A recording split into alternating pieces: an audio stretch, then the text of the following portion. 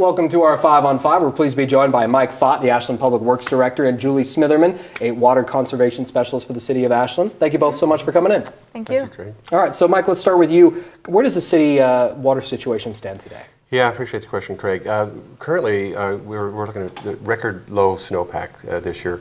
We've had droughts in the past, and as we look at 2009, we had 41 inches of snow. This year, as we move into 2014 drought, we only have 10 inches of snow as to date. Our particular watershed is dependent on snowpack, not aquifer, so we really have been taking proactive actions in terms of being prepared for a water shortage this year. Okay, and so, Julie, what should people be doing to start conserving now, or should they be starting now, I should say? Well, we always encourage people to conserve no matter what the situation is, and conservation isn't just about short-term changes, it's really about long-term changes as well. And so we offer a variety of programs, rebates, and resources to the community that are available all throughout the year to help reduce, not only in the long term, but also help minimize the impact of curtailment in the short term, in the short term as well. Okay, all right, and so Mike, let's talk about TAP briefly, because that does sort of play into this. You guys are trying to speed up that process. Where do we stand with that? Yeah, as part of our drought planning, in early February we started talking about worst case scenarios. We decided to move the TAP project, which is the Talon-Ashland-Phoenix pipeline, bringing Medford water into Ashland.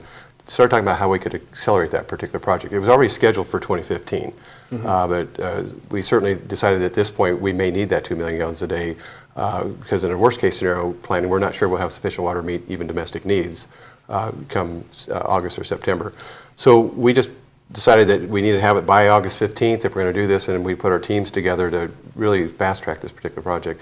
And as you know, the council just approved that process last Tuesday night. What kind of increase will residents see, or is that even official yet? Well, actually, the increase related to TAP, there's not going to be any more of an increase than there would have been following our master plan. So we were able to move a couple of capital projects forward, equivalent amount of money that we needed to pay for this project forward. And so the net increase is we're still recommending a 10% water rate increase, but we were recommending that before we decided to do the TAP project. And it's outlined in our water master plan to follow that schedule. Okay, and when would that kick in? Well, if the council approves it at the next council meeting, it'll be effective July 1st. Okay, very good. Well, we're going to take a quick break.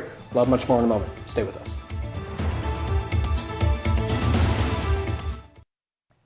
Welcome back to our 5 on 5. We're going to hear with Mike Faught and Julie Smitherman from the City of Ashland Public Works Department. So, Julie, let me start with you. Obviously, conservation is a big key for the City of Ashland right now, and water. What are you guys doing to help people? Well, just to start off, our water use goes up by 4 times in the summer months. So in the winter, we use 1.5 million gallons per day, and in the summer, we use about 6.5 million gallons per day. Wow. So we're really trying to focus our efforts on outdoor irrigation because the difference is mostly because of irrigating landscapes.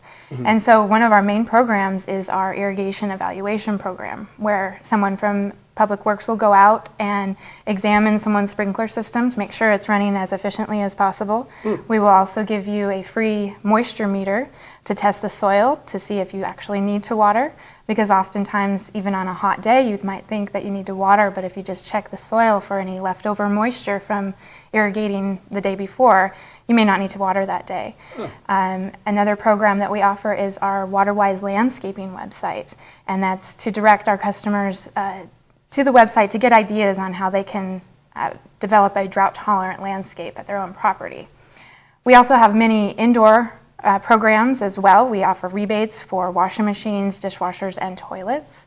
And then we have a few giveaways, like I said, the moisture meter, and then we also give away more efficient shower heads and bathroom and kitchen aerators for faucets. Wow, Mike, sounds like you guys are doing as much as you can to help curb the water usage. We can, and from the conservation side, really it's about getting the message out.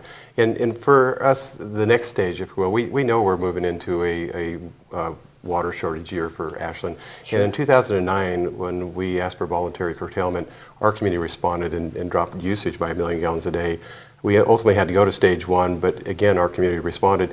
And so we want to apply that same strategy this year as we move forward and provide our community with data. We're going to be asking our community to work with us in terms of making sure we reduce our shortage so that we have enough water to get us through to early fall. So. Yeah, absolutely. Okay, and Julie, you mentioned all these programs. Can people find more information about them online? Oh, absolutely. At www.ashland.or.us. ashland.gov/conserve, and also ashlandsaveswater.org. Very good. Well, thank you both so much for coming in. We appreciate it. Okay, No thank you, problem. Greg. All right. Stay with us. We'll be right back.